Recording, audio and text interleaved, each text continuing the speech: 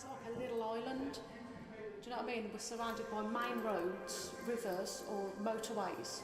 So you've got the exit at the bottom and the entrance just two ways kind of thing. So my mum's on here, I'm living on here, and my children and my grandchildren are living on here.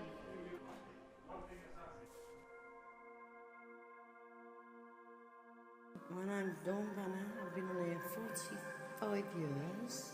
I think it's absolutely wonderful and I feel so safe walking on here. Nice, very nice, lovely. The kids are well looked after, aren't they? And looked after it like over the sanctuary, and people care. Yeah, they do. Yeah. People care a lot. It's never been a bad place to live on. It's the flats that they did. There was like pig pens, wasn't there? Nobody wants you to live in a flat, so why did they build them in the first place? Everybody's got this attitude. Everybody loves the Vale, but I don't know anybody who dislikes the Vale. It was once one of the most notorious estates in the Midlands. Castle Vale during the late 70s and 80s was synonymous with crime, tower blocks and unemployment. Thanks to people who live there, the estate's been transformed in the past 2 decades. Castle Vale was meant to be an urban utopia. Birmingham's biggest post-war estate of 34 tower blocks was a place families could escape the slums. The estate had risen from the airfield where Spitfires had been tested during the war.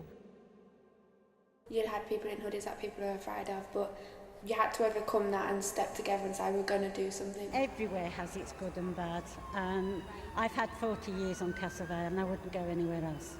People can see how much has been done here now and how nice everything is now. People were queuing up to get out of Castle Vale. Now they're queuing up to get into Castle Vale. It's a community rebuilt and transformed. What's happened here in Castle Vale over the last couple of decades, the changes this place has seen, is really a monument to people power. You look out the window and you didn't see many people, very rarely seen cars, but what you did see occasionally was a train that kind of like went past, and you could hear it come in, so everybody would run to the window when you hear it come in and kind of like watch the train go past. And then kind of like as the years went on, trees were planted because the Castle Vale started to develop, and trees were planted and houses started being built, and then you found that like you'd see 1 or 2 cars, and then you'd see people and the houses got bigger, and then the trees got taller until eventually then you couldn't see the railway anymore, and you couldn't hear the railway anymore. The only time you can hear the railway now is when it's really, really quiet in the night and the windows are open. They built Castle Vale and then totally forgot about Castle Vale and the people that lived on Castle Vale.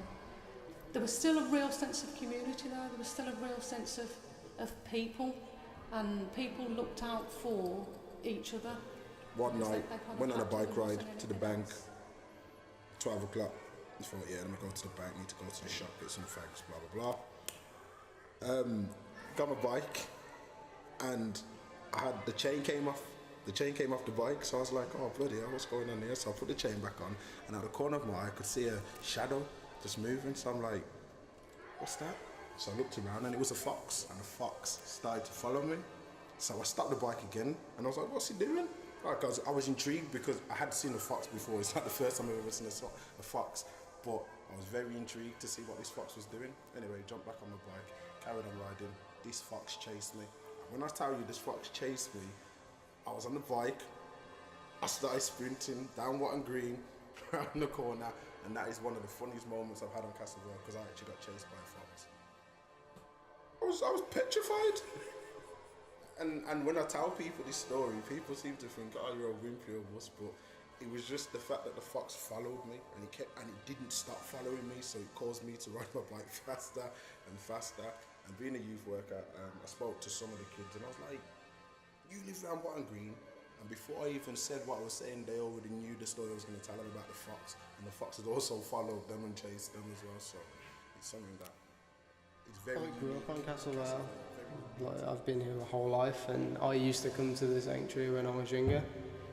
I don't know, it still has that kind of stigma to it, like it's a bad area, but I don't find it like that. I've grew up here my whole life, and I've never been hurt by anyone. I've never really felt threatened by anyone, and I see it as quite a close-knit community.